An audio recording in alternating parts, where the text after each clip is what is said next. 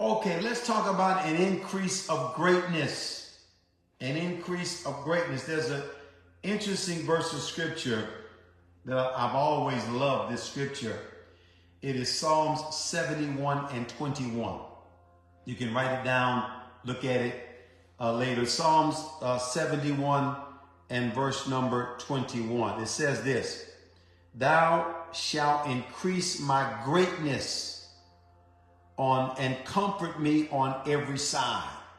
Thou shalt increase my greatness and comfort me on every side. What does that mean when God increases your greatness? Well, let me read some other translations for you. Some translations, most say my greatness. Some say you will increase my honor. Some say you will make me truly great. Another one says you will help me do even greater things. I like that translation. One says you will make me great again. Another translation again says you'll make me increase in honor, greatness, great again. Let me see if I can find a translation that's somewhat different, something that says it in a kind of a different way than the King James Version. Thank you. Those are the sowing now. I see some coming in. Yes, Deuteronomy 1:11, increase. One translation says, raise me to a position of great honor. Raise me to a position of great honor. Greatness is honor, respect, promotion. And notice that God does increase greatness. God does make you greater. God can make you greater. There can be increase in your status, your influence, your honor, your respect, your position. That is a part of increase. You know, when David started off, he was just a shepherd boy. He got anointed by Samuel. Eventually, he became great in Israel by being the champion of Israel. He killed Goliath and he became a champion, and they sang a song about him.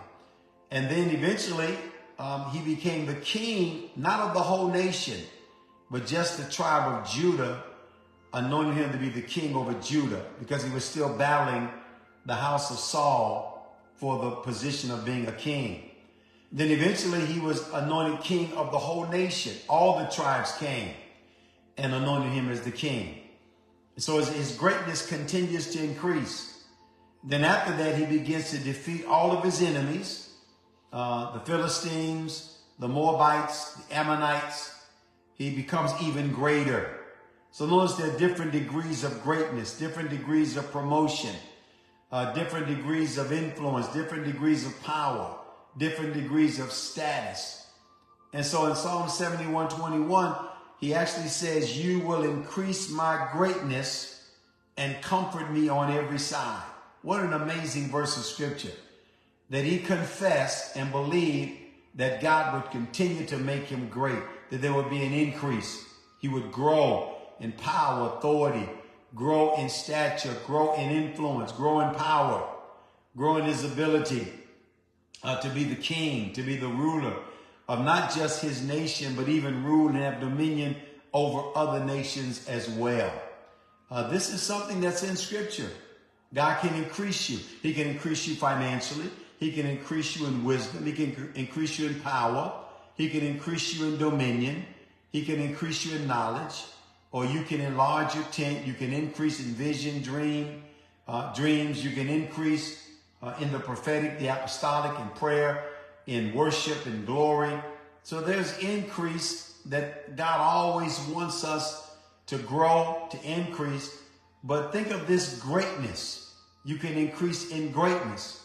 Now, there's some people who say, well, I don't want to be great. That's not my desire. Well, I understand you don't want to be great just to be great, for people to, look at you and for you to be proud and arrogant.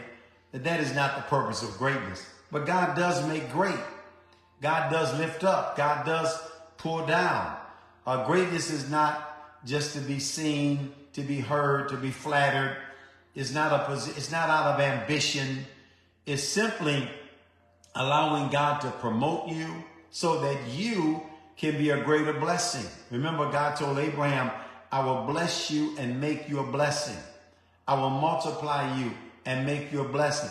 The greater you become in finances, in wisdom, in power, in authority, of course, the more responsibility you will have, but the more you'll be able to impact your generation, impact your city, your region, your nation, when God begins to promote you. So it's not a matter of just wanting to be seen, to be heard, selfish ambition. There are people that do want to be famous and be rich just for the sake of being famous and rich. And there's a lot of problems with that because it opens you up to literally gain the whole world and lose your soul. That's not what we're talking about. We're talking about something that is godly, something that God does. Sometimes even against our wills. Some people don't want this, but God promotes them because of their righteousness, because of their godliness, because of their because of favor. It's not that they're looking for it. Some would rather just hide it, but when God begins to promote and God begins to exalt, it's something he does. God promoted Joseph, God promoted Daniel, God promoted David, and so God promoted Job. God made these men great and made them even greater. Job became greater even after his captivity than he was before his captivity. So God does make great. God does lift up. God does promote. God does reward. God is the one that makes great. God is the one that promotes, and God is the one that demotes and pulls people down. God lifts up and God puts down. And there's a purpose in greatness. Greatness, again, is not for the sake of just being great. There's a purpose in it. There's a purpose in God making someone great or making someone rich or making someone greater. There's a purpose behind it. And you have to discern that purpose. It's not about you satisfying your flesh, feeding your flesh, walking in the flesh, about using your power to hurt people, abuse people. No, it's about God's purpose in using a person in order to be a blessing to their generation. So it's an amazing verse, Psalm 71 and 21. You will increase my greatness. You will increase my greatness. You will increase my greatness. Let me say this. Some people may have a difficult problem with the concept of greatness because sometimes people have false humility where they speak against greatness. But God, again, God has made men and women great. God is great and God makes great. So we have a difficult time. It's an interesting subject to study. What is the purpose of greatness? Maybe I'll do some writing on it. What is the purpose of greatness? How do we handle greatness? Or what is the reason why God makes great? What is greatness? And again, greatness in the eyes of the world may be different from greatness in the eyes of God. There is a worldly greatness where people look at people that are great in the world. We're not talking about worldly ambition.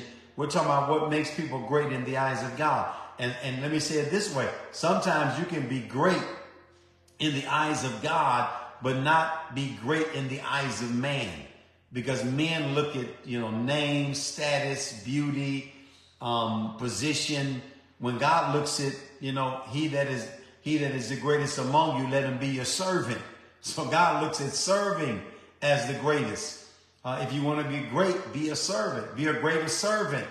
And so sometimes God looks at greatness. I believe in eternity, there'll be people that will be rewarded that will be considered great in the kingdom that may not have been recognized as great on the earth. So we're not talking about looking for accolades and looking for awards and looking for the approval of man. That's not what I'm referring to. I'm referring to being great in the eyes of God. Let's be great in the eyes of God. Let God look upon us as great. Let God make us great in the furnace of affliction, in our character, in our integrity, in his dealings with us, in serving. Let God promote. God is the one. Promotion does not come from the north, the east, the west, or the south, but God is the judge. It comes from the north. God is the God of the north. God is the judge. He lifts up one and puts down another.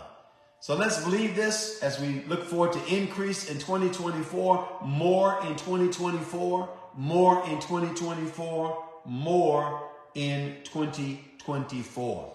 Now again, if you've been blessed, don't forget your 111 seed. I've been doing this for a while now. Deuteronomy 111, the Lord make you 1,000 times more. Sow a seed, support what we're doing in ministry.